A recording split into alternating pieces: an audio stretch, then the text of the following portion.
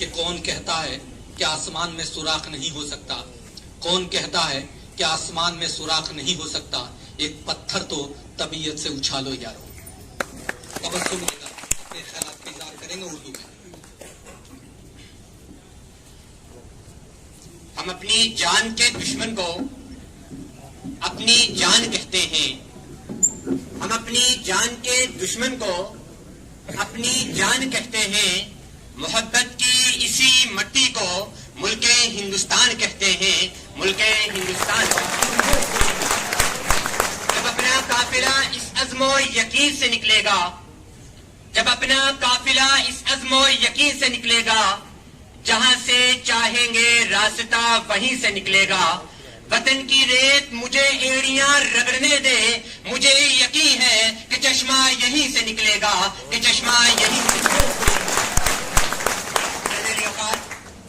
قابل قدر و قابل احترام وارڈن انچارج جناب شکیل الوی صاحب، ہمارے بیچ بیٹھے ہوئے عظیم ہستی نجب سر، ڈاکٹر سعید فیض زیدی سر اور دیگر اساتذہ کرام، سب سے پہلے میری طرف سے آپ تمام ناظرین کو ملک ہندوستان کی آزادی کی بہت بہت مبارکباد.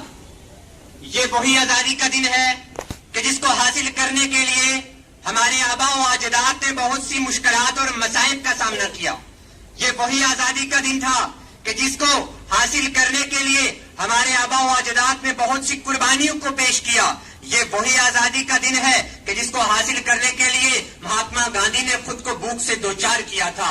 یہ وہی آزادی کا دن ہے کہ جس کو حاصل کرنے کے لیے اشفاق اللہ خان نے پھانسی کے پھندے کو چوم لیا تھا. اور صدر علی وقار، یہ وہی آزادی کا دن ہے کہ جس کو حاصل کرنے کے لیے سردار بھگت سنگھ کو جب پھانسی کے پھندے پر چڑھایا گیا تھا تو سردار بھگت سنگھ نے اپنی زبان سے یہ الفاظ نکالے تھے کہ اب بھی جس کا خون نہ کھولا خون نہیں وہ پانی ہے. اب بھی جس کا خون نہ کھولا خون نہیں وہ پانی ہے. جو دیش کے کام آئے نا بیکار کی جوانی ہے، بیکار کی. ہندوستان کی تاریخ بول رہی ہے کہ ملک ہندوستان کو آزاد کروانے میں بہت سے لوگوں نے اپنا اہم رول ادا کیا ہے. اگر ہم بہادر شاہ ظفر کی بات کریں، جب 1857 کے ہنگامے میں بہادر شاہ ظفر کو رنگون کی کالی کوٹھریوں کے پیچھے دھکیلا گیا تھا اور انگریز آیا اور انگریز نے کہا تھا کہ دمدمے میں دم نہیں، اب خیر مانگو جان کی. دمدمے میں دم نہیں، اب خیر مانگو جان کی. اے ظفر ٹھنڈی پڑی شمشیر ہندوستان کی. تو تب ظفر نے جو الفاظ اور جو جواب اس انگریز کو دیا تھا وہ یہ تھا کہ غازیوں میں بو رہے گی جب تلک ایمان کی.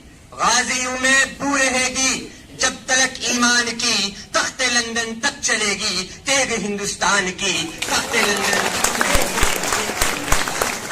صدر علی وقار، ملک ہندوستان کو آزاد کروانے میں صرف بزرگوں کا رول نہیں بلکہ ملک ہندوستان کو آزاد کروانے میں بچوں سے لے کر بڑوں تک ہر ایک ہستی نے ایک عظیم رول ادا کیا ہے. صدر علی وقار، تاریخ کے کسی کونے میں خودی رام بوس کا بھی ذکر آتا ہے کہ جنہوں نے 17 سال کی عمر میں اپنی جان کو نچھاور کر دیا تھا ملک کے نام.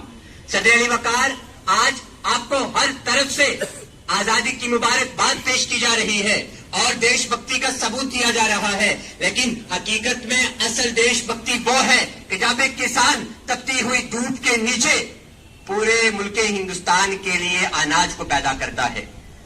اصلی دیش بھکتی یہ ہے کہ جب ملازمین سرکاری دفتر میں رشوت لیے بغیر کام کو اپنی ذمہ داری سمجھتا ہے. اور اصلی دیش بھکتی تو یہ ہے کہ ہمارے ملک میں رہنے والا ہندو، مسلمان، سکھ، عیسائی آپس میں مل کر دیش بھکتی اور دیش کے لیے پریم کا پرچار کرے. صدر علی وقار، اور میں آپ کو یہ چیز کہنا چاہتا ہوں کہ ہماری یہ خوش قسمتی ہے کہ ملک ہندوستان میں ہندو بھی پیدا ہوا، مسلمان بھی پیدا ہوا، سکھ بھی پیدا ہوا، عیسائی بھی پیدا ہوا، لیکن سب سے بڑی بدقسمتی یہ ہے کہ یہاں پہ انسانیت پیدا نہیں ہوئی.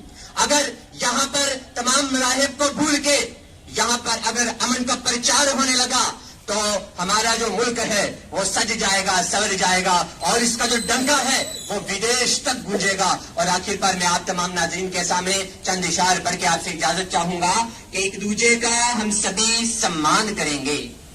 ایک دوجے کا ہم سبھی سمان کریں گے، جھگڑا نہ کبھی ہندو مسلمان کریں گے۔ ایک دوجے کا ہم سبھی سمان کریں گے، جھگڑا نہ کبھی ہندو مسلمان کریں گے۔ نفرت جو پھیلائے ہمیں آپس میں لڑا کر، اس کے خلاف ہم جنگ کا اعلان کریں گے۔ اور جان سے بھی پیارا ہے ہمیں اپنا ترنگا، جان سے بھی پیارا ہے ہمیں اپنا ترنگا، اس کے لیے ہم اپنی جان کو بھی قربان کریں گے، جھگڑا نہ کبھی ہندو مسلمان کریں گے۔